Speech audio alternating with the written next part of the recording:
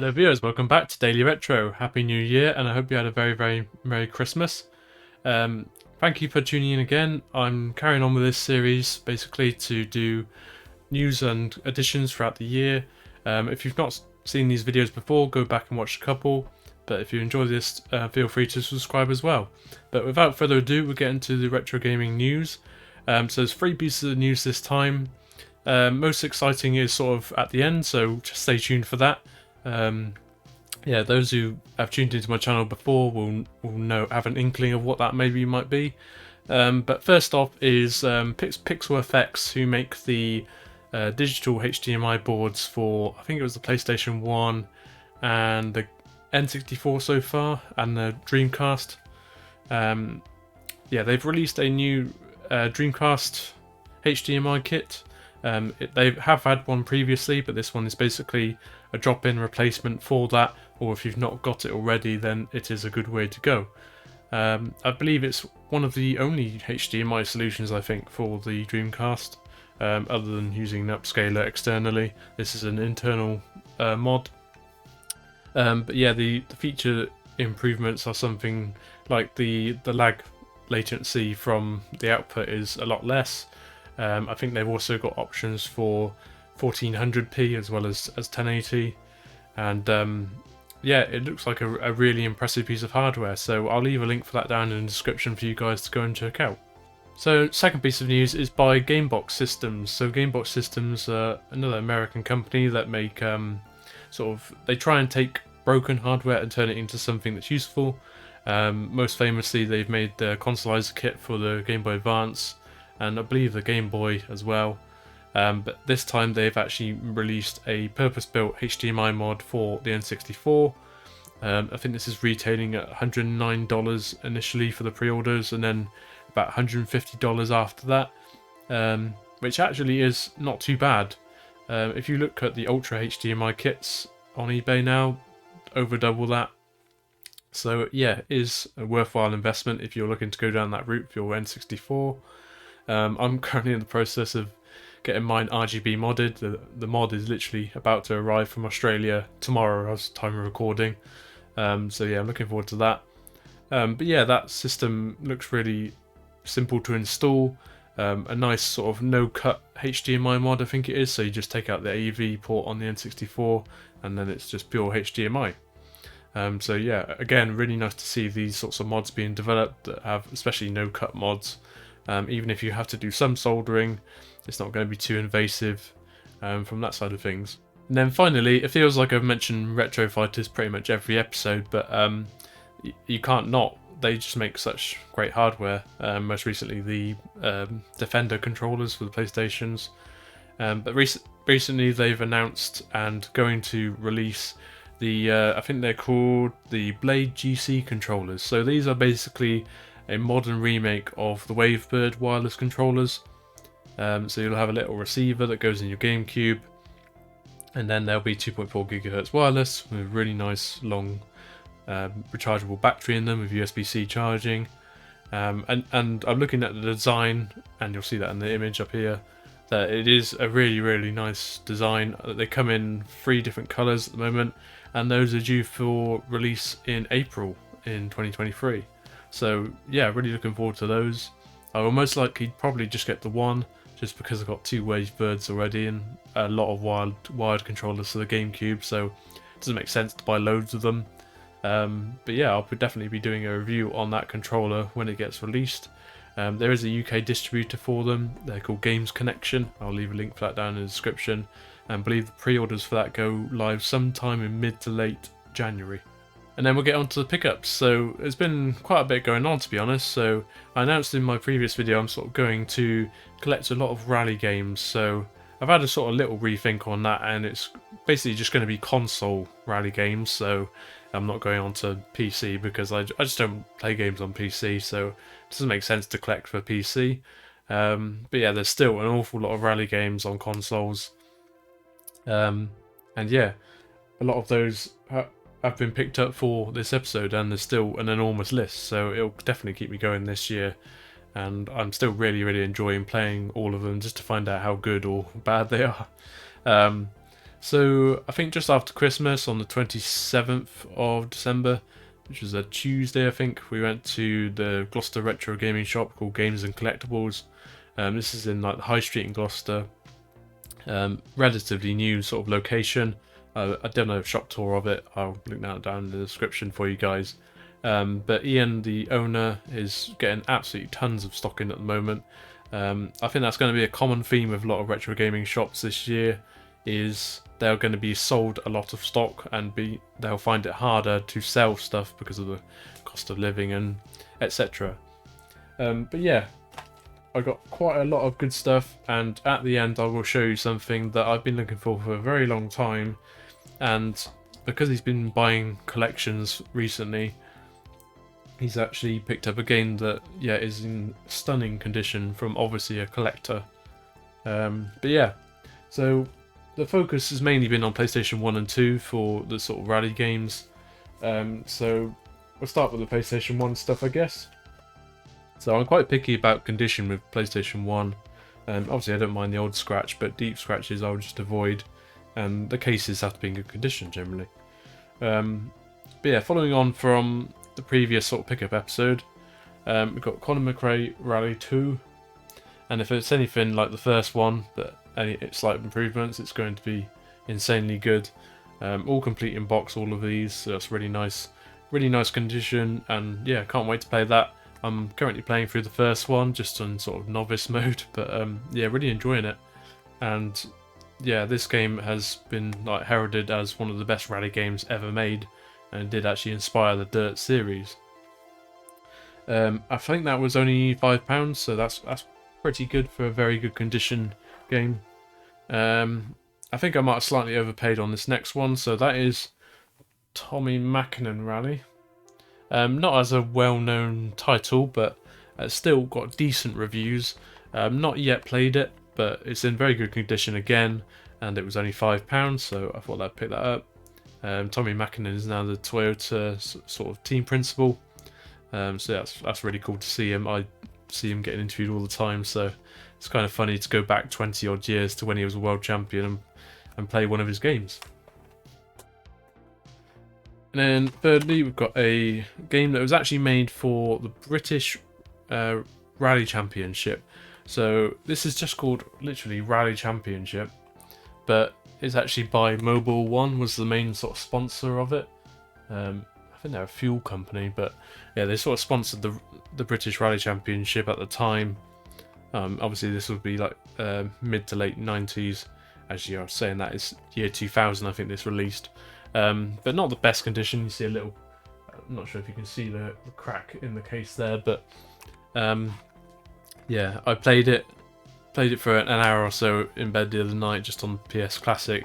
I sort of rip all the ROMs off these so I can play them however I want. And yeah, it's not good. Like, you compare it to Colin McRae Rally and the physics are just awful. It feels like every single surface is very similar, and the setup's not very good. But it is an interesting game to own, and has some history to it, so I'm pleased to have that. That was only £5 as well. And then this game was £4, so I didn't actually have V-Rally 1 just yet.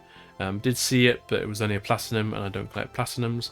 But anyway, that is V-Rally 2, and yeah, that was only £4. Has some sort of nice stickers on the back from when it was reduced, I think, at HMV to £9.99. But yeah, again, really nice condition, all complete, and I've heard really good things about the V-Rally series, so really keen to get into that. And then we move on to PlayStation 2.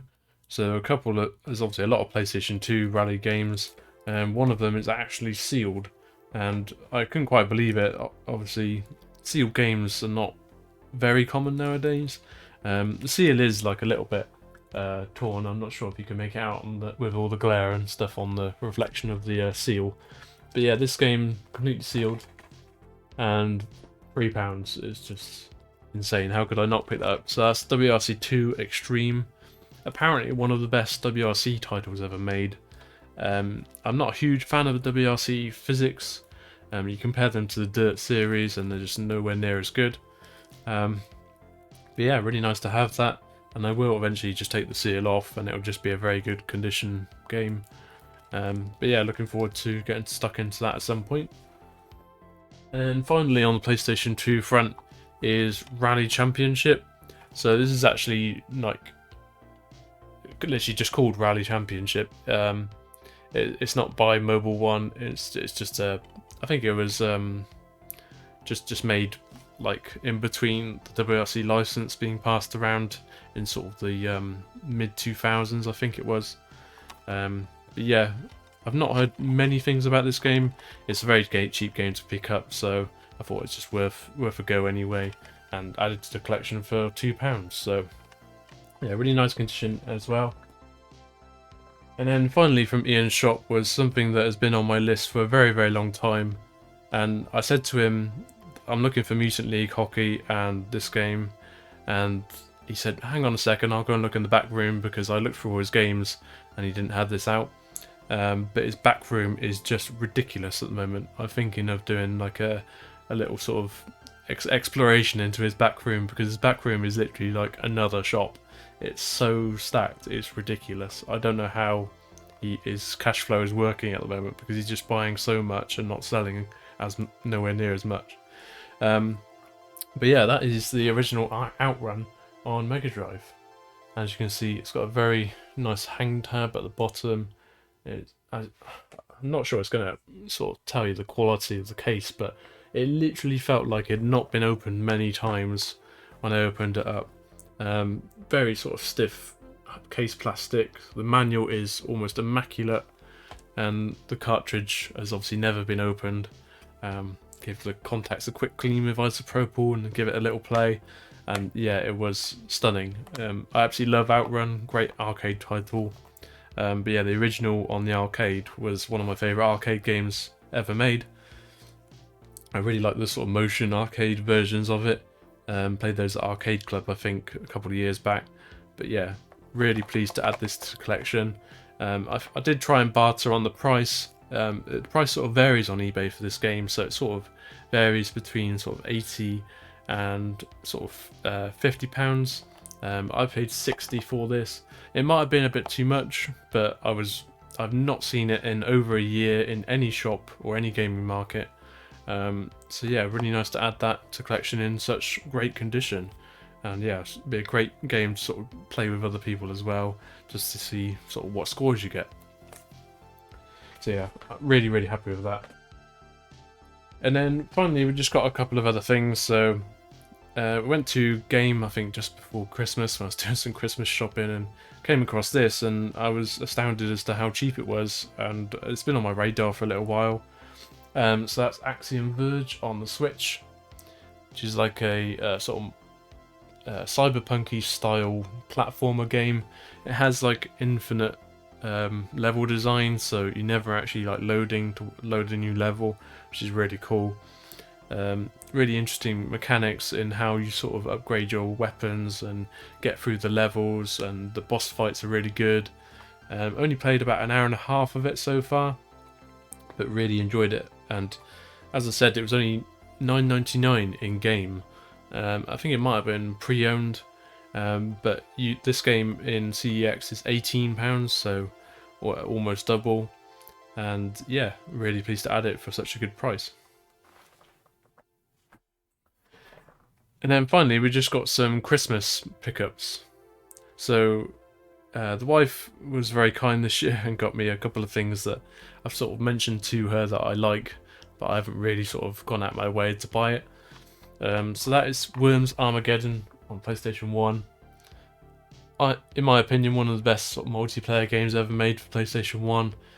Works with 4 players if you've got the PS1 multi-tap, which is going to be something I need to add to the shopping list. But yeah, really look forward to playing that.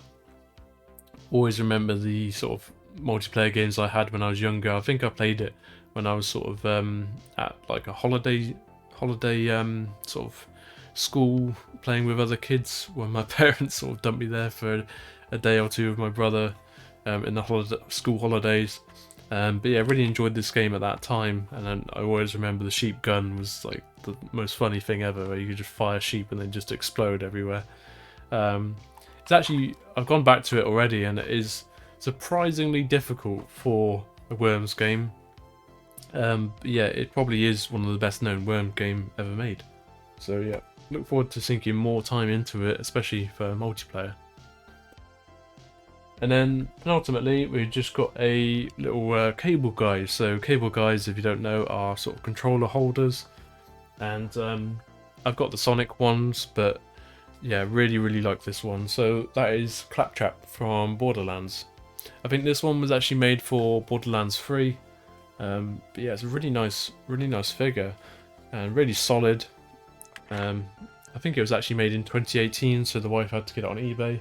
As you can see there, it's holding my Defender controller very snugly, but a bit askew. But yeah, really pleased with that, and yeah, will be a very nice sort of display piece to hold my controllers, most likely my PlayStation 5 controller, I think. And then finally is sort of something that's just going to be a nice sort of thing to sit on slash lie on in the games room. So that is just a really nice plushie of Snorlax.